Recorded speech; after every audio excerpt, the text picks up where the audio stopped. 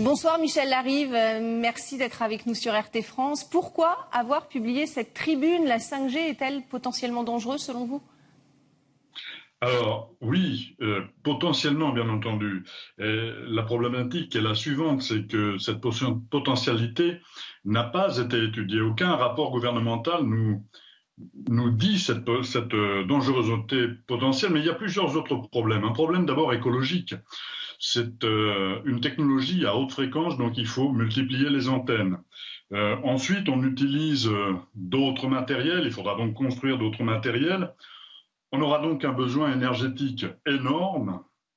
Par exemple, en Chine, la nuit, on éteint ces antennes. Ensuite, la menace pour nos données personnelles. L'interconnexion fait que les États pourront avoir accès à nos données personnelles via d'autres applications. Les États, mais aussi de grandes multinationales comme les GAFAM. Et puis, la dépendance technologique étrangère.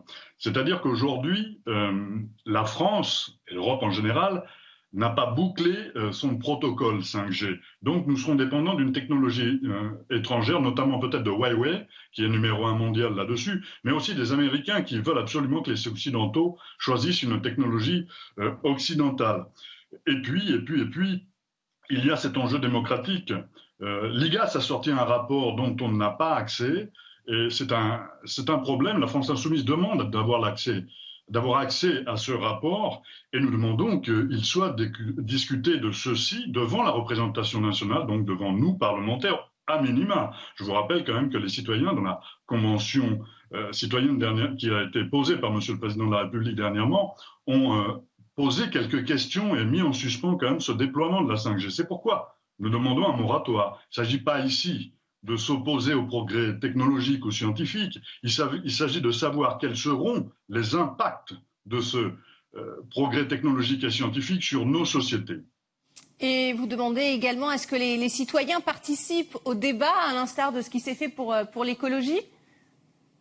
Oui, bien entendu, bien entendu. Aujourd'hui, on nous impose ceci. Regardez, même les grands opérateurs français disent qu'il faudrait peut-être lever le pied, dans le sens où le 29 septembre, le gouvernement décide d'ouvrir le lancement des enchères pour les attributions de fréquences pour pouvoir essayer de mettre que la technologie 5G soit opérationnelle en France à la fin de l'année.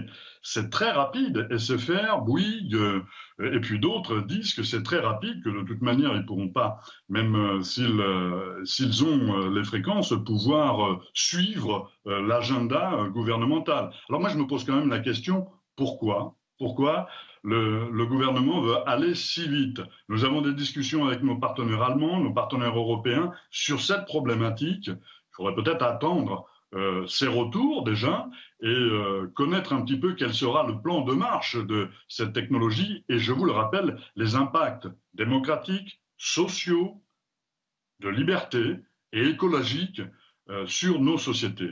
D'autant qu'il y a encore de la 4G sur le territoire, de la 3G, de la 2G même. C'est cet empilement aussi de technologies qui pose problème pour l'écologie.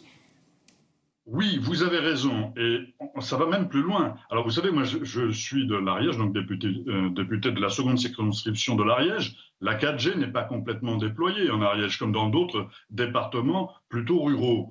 Et puis, on nous propose déjà la 5G. Et puis, en Chine et dans des pays asiatiques, depuis 2019, il y a des groupes de travail sur la 6G. Donc en fait, l'avenir est peut-être vers la 6G ou d'autres technologies et on nous demande de déployer la 5G. Alors, pourquoi pas, mais l'idée, c'est de savoir quels sont les tenants et les aboutissants. Et surtout, c'est une idée aussi de souveraineté populaire. Les citoyens, comme vous l'avez pertinemment dit, ont le droit de savoir quelles seront les conséquences de ces interconnexions pour leur vie. C'est-à-dire quelle est l'intrusion que va générer cette nouvelle technologie. J'ai pu voir dans d'autres pays que l'intrusion est véritable, c'est-à-dire qu'il y a un protocole de surveillance généralisée qui se met en place. Malgré nous, la 5G a la possibilité technologique de le faire, donc elle le fait. Merci beaucoup Michel Larive d'avoir répondu à nos questions sur RT France. Je vous en prie.